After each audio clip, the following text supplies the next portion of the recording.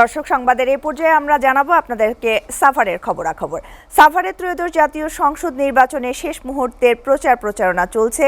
সভা সমাবেশ ও মিছিল মিটিং এবং গণসংযোগে ব্যস্ত সময় পার করছেন প্রার্থীরা।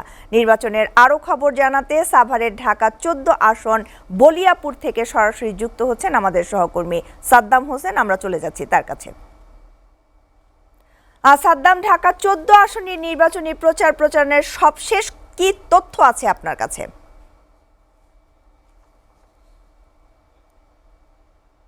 শ্যামলী, শুরু হয়েছে ব্যস্ততম অর্থাৎ নির্বাচনী প্রচারণা। আমরা সকাল থেকেই দেখছি প্রার্থীর পক্ষে স্থানীয় নেতাকর্মীরা কিন্তু প্রচারণায় কিন্তু অংশ নিয়েছেন। তারই ফলশ্রুতিতে এটি কিন্তু ঢাকা 14 আসনের মধ্যে পড়েছে, সাভারের বরিয়ারপুর এলাকায়। অর্থাৎ আপনি দেখতে পাচ্ছেন সকাল থেকে এখানে স্থানীয় নেতাকর্মী যারা রয়েছেন তারা কিন্তু যে প্রচারণা সেটি কিন্তু চালাচ্ছেন এবং আমরা দেখছি যে এখানকার ভোটারদের দ্বারে দ্বারে যাচ্ছেন এবং ভোট প্রার্থনা করছেন। পাশাপাশি এই অঞ্চলের যারা সাধারণ ভোটাররা রয়েছেন তাদের সঙ্গে কথা বলছেন এবং তারা বলছেন যে এই অঞ্চলের যারা, যেহেতু এটি কৃষি প্রধান এলাকা, অর্থাৎ ঢাকার খুব নিকটবর্তী স্থান হলেও এটির তেমন একটি উন্নয়ন হয়নি। তবে তারা বলছেন যে 17 বছর যে ভোটের অধিকার সেটি কিন্তু তাদের ছিল না এবং ভোটের অধিকার ফিরে পেতেই কিন্তু আগামী অর্থাৎ 13 জাতীয় সংসদ নির্বাচন আগামী 12 তারিখে যেটি অনুষ্ঠিত হতে যাচ্ছে সেটিকে ঘিরে স্থানীয় নেতাকর্মীরা তাদেরকে ভোট কেন্দ্রে যাওয়ার জন্য তারা জানাচ্ছেন এবং পাশাপাশি বিভিন্ন প্রতিশ্রুতি দিচ্ছেন। আমি এ পর্যায়ে কথা বলবো থানা অর্থাৎ সানজিদা ইসলাম তুলির পক্ষে ঢাকা 14 আসনের তিনি ভোট প্রার্থনা করছেন সাভার থানা বিএনপি সভাপতি সাইফুল, তার সঙ্গে কথা বলবো। আপনারা তো সকাল থেকেই ভোটারদের কাছে যাচ্ছেন, চা স্টল থেকে বিভিন্ন পথে প্রান্তে যাচ্ছেন, আমরা দেখতে পাচ্ছি। ভোটারদের কেমন সাড়া পাচ্ছেন? ইনশাল্লাহ, ধন্যবাদ আপনাকে। ব্যাপক সাড়া, যেটা এই দেশের মানুষ 17 বছর ফেসিজমের বিরুদ্ধে যে লড়াই করেছে, এই দেশের মানুষ যে ভোটাধিকার বঞ্চিত ছিল, গণতন্ত্র বঞ্চিত ছিল, সেই বঞ্চনার বহিঃপ্রকাশ ইনশাল্লাহ আগামী 12 তারিখে ব্যালটের মাধ্যমে এই দেশের মানুষ জবাব দিবে। এই যে ভোটাররা যেহেতু আপনাকে নতুন যেহেতু ভোটাররা রয়েছে, তারপর হচ্ছে এই অঞ্চলে তো অন্যান্য প্রার্থীরা রয়েছেন, ধানের শীষে কেন আপনাদের ভোট দিবেন? আসলে ধানের শীষে ভোট দিবে, এটা ধানের শীষ বর্তমানে এই বাংলাদেশের মানুষের কাছে বিগত শাসন দেখার পরে বাংলাদেশের মানুষ বিএনপি দলকে এবং ব্যক্তি হিসাবে ম্যাডাম খালেদা জিয়াকে এবং বর্তমানে আমাদের দলের চেয়ারপারসন তারেক রহমানকে এদেশের মানুষ গণতন্ত্র এবং সার্বভৌমত্বের প্রতীক হিসাবেই এদেশের মানুষ বুঝে। এদেশের মানুষ জানে বিএনপি মানে উন্নয়ন, বিএনপি আসলেই ব্যবসা বাণিজ্য সবকিছু সচল হবে, মানুষ তাদের ভোটাধিকার ফিরে পাবে, গণতন্ত্রের পরিবেশ এই দেশে আবার চালু হবে। এই বিশ্বাস থেকেই এদেশের মানুষ স্বতঃস্ফূর্তভাবে অতীতেও বিএনপির পক্ষে রায় দিয়েছেন। ইনশাল্লাহ এইবারও বিএনপির পক্ষে রায় দিবেন বলে আমার বিশ্বাস।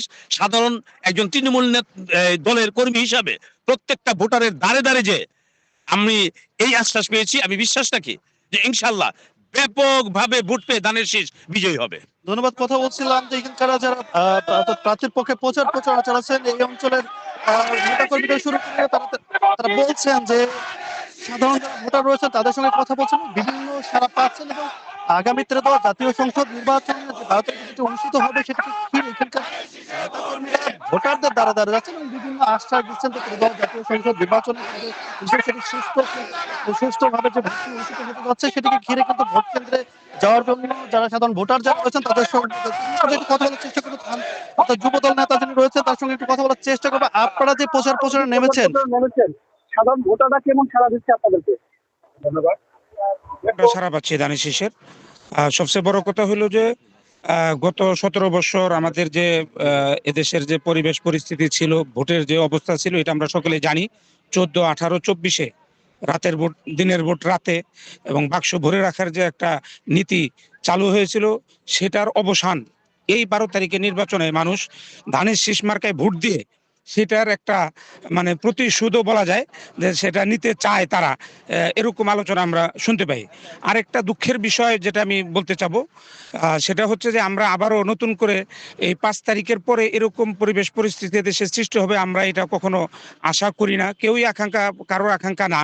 সেটা হচ্ছে যে আমরা বিভিন্ন জায়গায় দেখতে পাচ্ছি একটি দল তাদের কর্মীদের কাছে বিভিন্ন রকমের ব্যালট ছাপানো, সিল ছাপানো, এই জাতীয় কিছু ধরা খাচ্ছে। আমরা আসলে বর্তমানে বাংলাদেশের মানুষ এই গুপ্ত মানে আবারও ওই পূর্বের 14, 18 এবং 24-এর ন্যায় আবার ভোট চুরি করা বা মেরে রাখা, ওই রাস্তায় আর ফিরে যেতে মানুষ চায় না। মানুষ সকলেই চায় যে আমরা সর্বোচ্চভাবে, আমরা স্বতঃস্ফূর্তভাবে কেন্দ্রে গিয়ে নিজের ভোট নিজে দিতে চাই। ধন্যবাদ। কথা বলছিলাম অর্থাৎ যুবদল নেতা, তারা বলছিলেন যে সংসদ নির্বাচন যেটি অনুষ্ঠিত হবে সেটিকে যারা রয়েছেন তারা বলছেন যে জাতীয় সংসদ নির্বাচনে সাভারের, অর্থাৎ আমি একটু বলে রাখি সামনে যে এটি কিন্তু ঢাকার উপকণ্ঠ হলে এটি কিন্তু সে তেমন উন্নত নেই, তবে জাতীয় সংসদ। সাদ্দাম, আপনাকে ধন্যবাদ।